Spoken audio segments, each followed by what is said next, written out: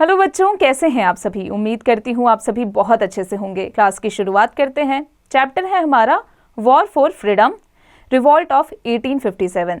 You will learn about establishment of the east Indian company, discontent among Indians, the first war of Indian independence, rise of nationalism.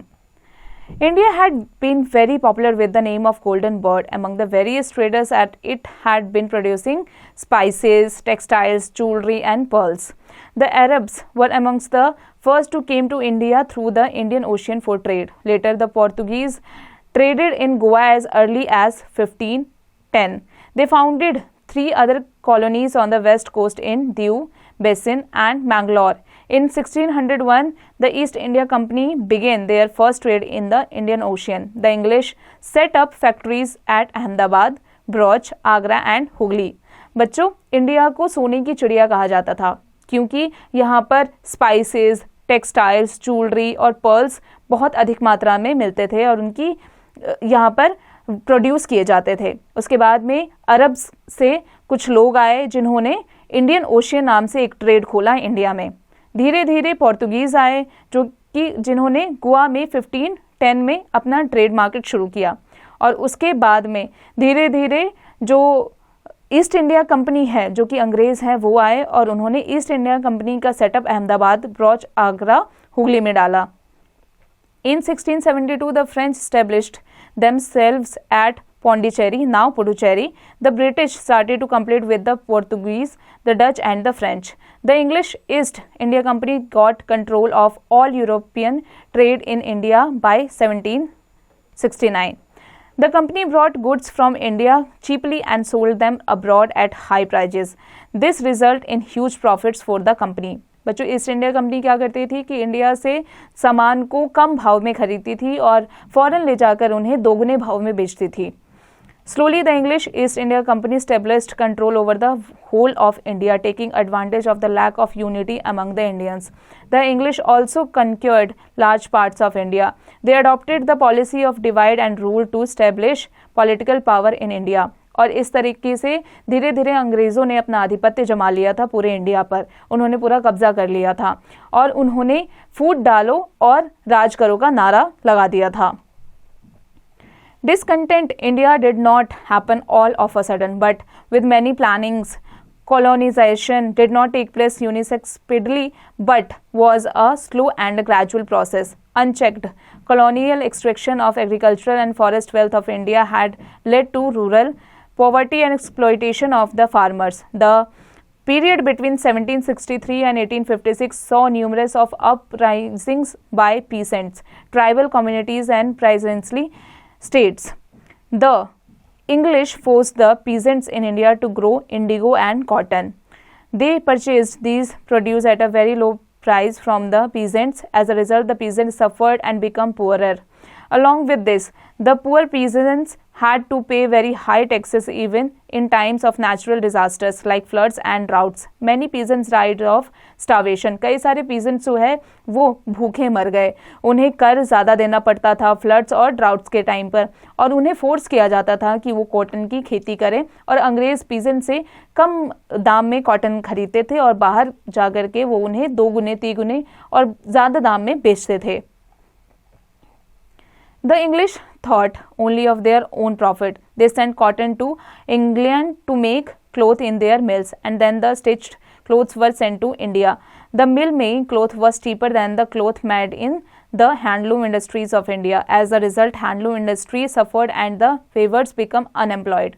बच्चों, जो अंग्रेज थे वो क्या करते थे, यहाँ से कॉटन की खेती करवाते थे, कॉटन कम दाम में ले जाकर इंग्लैंड में वहाँ पर कपड़े सिलते थे, स्टिच कराते थे और वही कपड़े वो इंडिया लाकर अलग दामों में बेचते थे, यानी महंगे बेचते थे। और इससे क्या होता गया कि जो इंडिया के लोग थे वो अनएम्प्लॉयड होते गए और वो भूखे मरने लगे।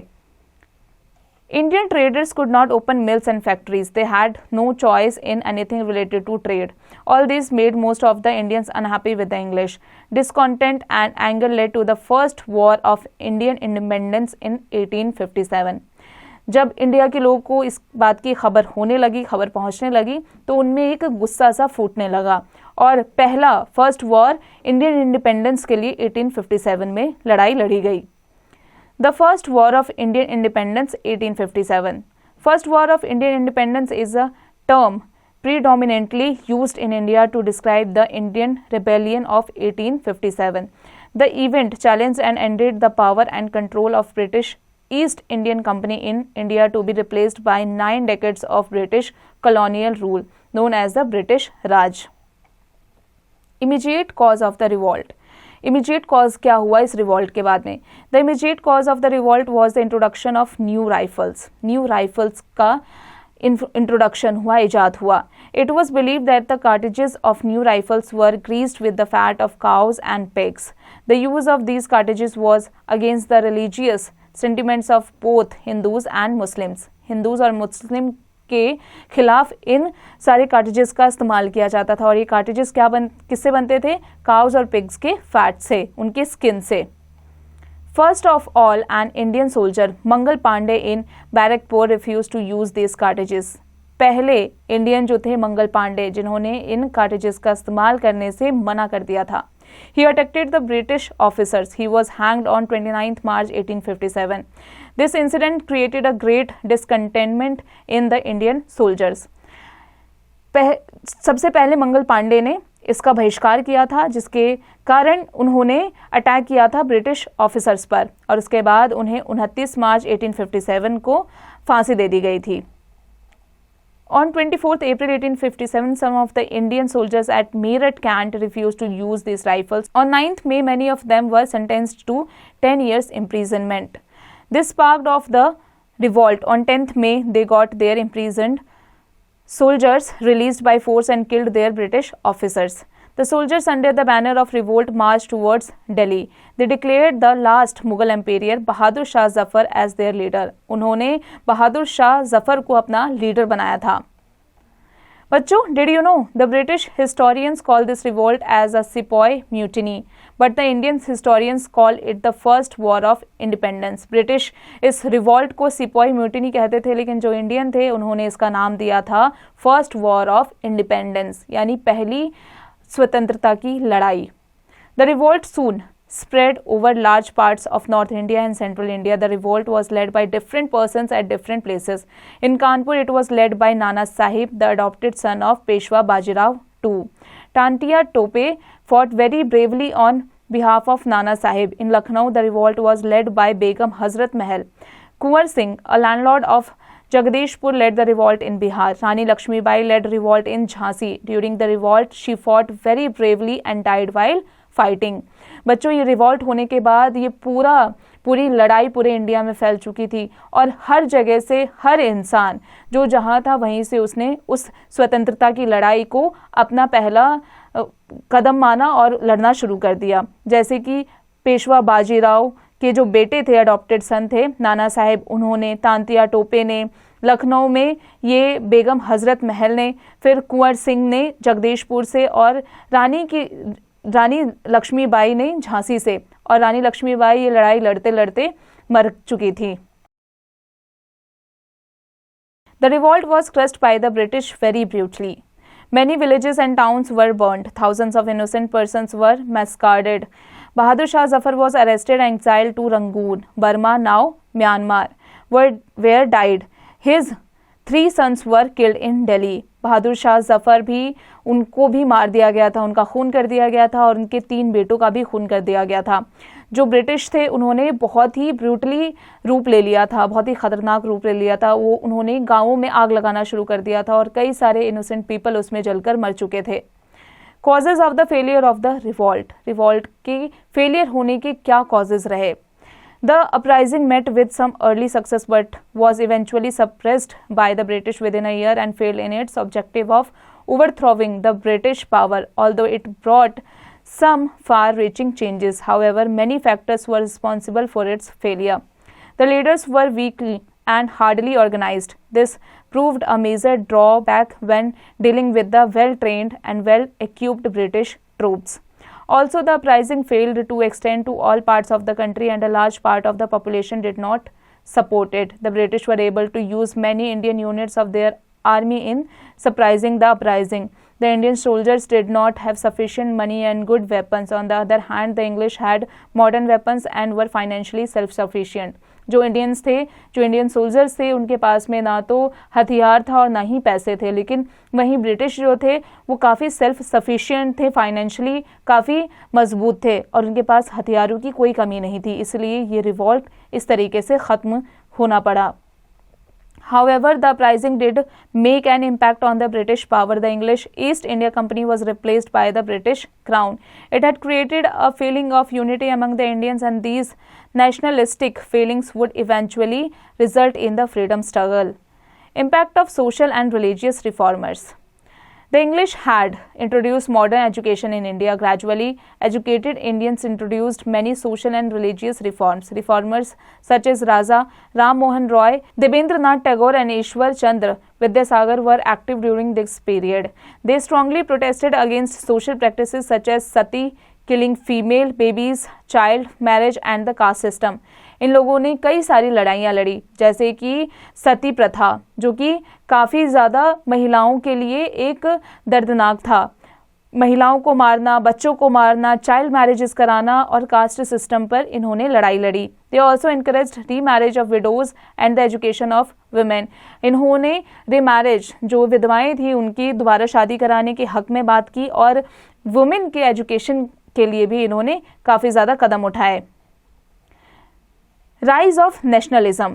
In India, the decades after the First War of Indian Independence were a period of growing political awareness, manifestation of people opinion and emergence of leadership at national and provincial levels. The educated Indian felt that the English wanted to keep India poor and backward.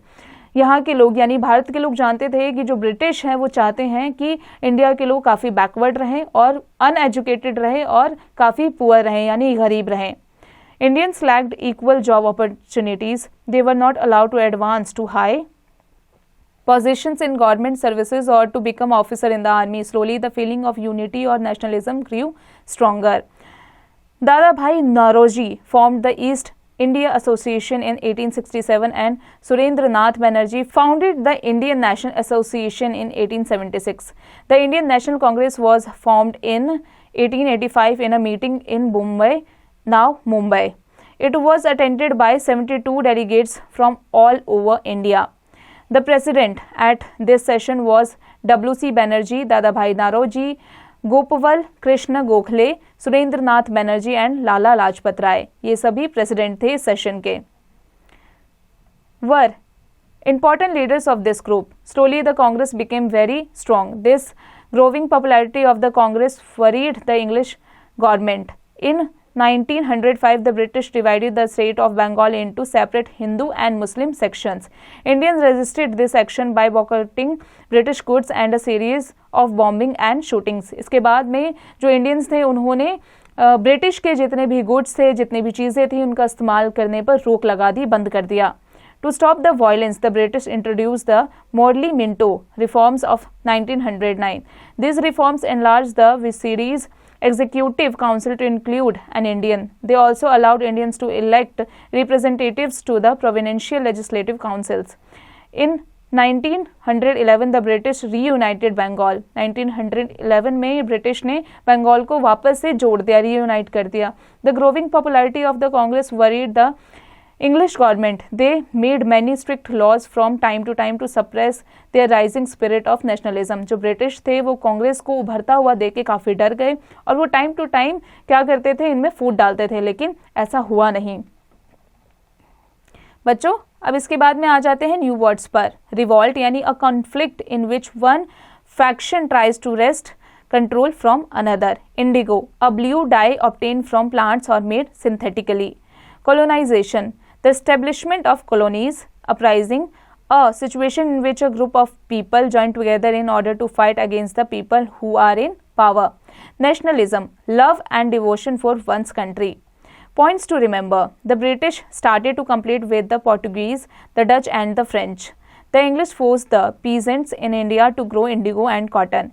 The first war of Indian independence. 1857 brought feeling of unity among the Indians towards the freedom. The uprising met with some early success but was eventually suppressed by the British within a year. Many reformers fought against social practices like sati, caste system, killing females, babies, and child marriages. The Indian National Congress was formed in 1885. बच्चों अब आ जाते हैं इसके exercise पर। बच्चों अब इसके exercise की प्रैक्टिस आप खुद से कीजिएगा।